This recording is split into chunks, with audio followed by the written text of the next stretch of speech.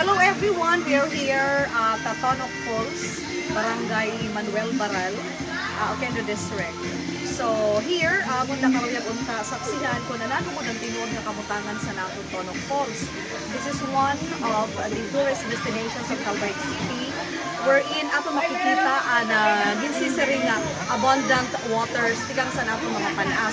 Ilabi na din sa Oquendo District. Ginbisita namon ang opisina sa DNR, ang Calbayog Panas Hagiban Protected Landscape. Karuyag namon kay Mang Ramon ang era konta chief sa nila office, but unfortunately, half day lang kuno sa Rayana kay Diaconis Santo.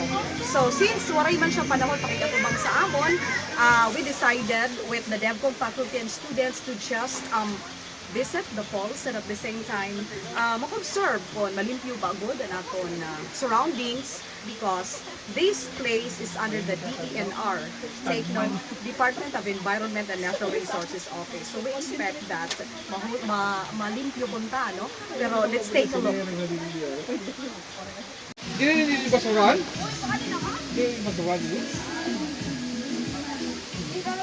Tadi kan mas tadi tidak. Oh.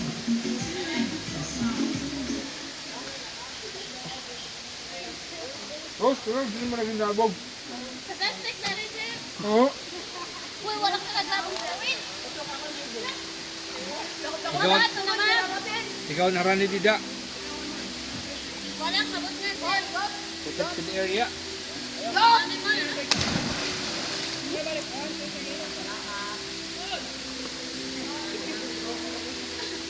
Kanya-kanyang lekson pala na. Kanya-kanyang trip. Rose. Ano mo kanina pagsulod natin bagan may tanong kanina ka Bampalidong? May mga tanong kanina ka Bampalidong? Oo naman. Narokit. Narokit tanong. Dadalik na yan. Hindi pagbalik. Diri mo kailangan doon dito.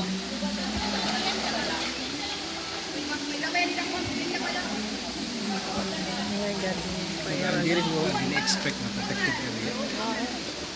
Iba ako nasa isip.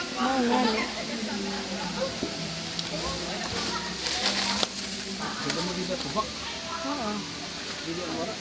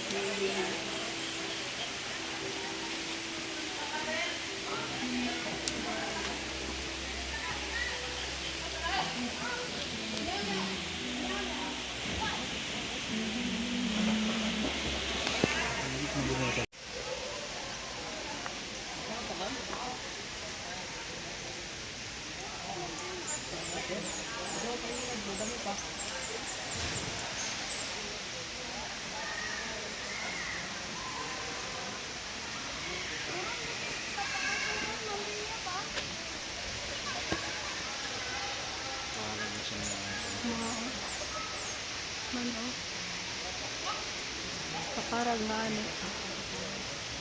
Pag halimbawa mga lakad, Oo.